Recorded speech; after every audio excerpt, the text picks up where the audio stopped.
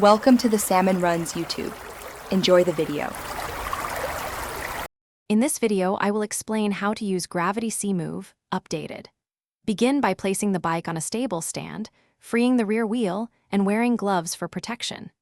Check the frame alignment visually and spin the pedals slowly to detect binding. Adjust the shock per load to match rider weight, then set sag to the recommended percentage and test ride on a smooth loop to confirm performance and comfort. Start with the bike on level ground and measure sag by sitting in normal kit and noting travel used, then adjust air pressure until sag matches the recommendation.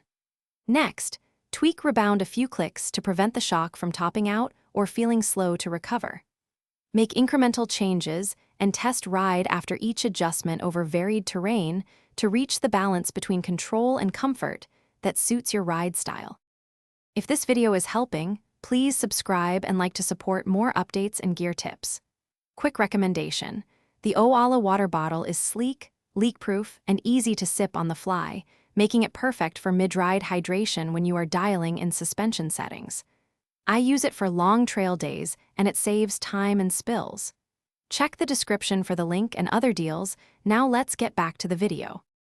Warm up the suspension with a short ride before making precise changes, and carry a small pump and multi-tool for on-trail tweaks.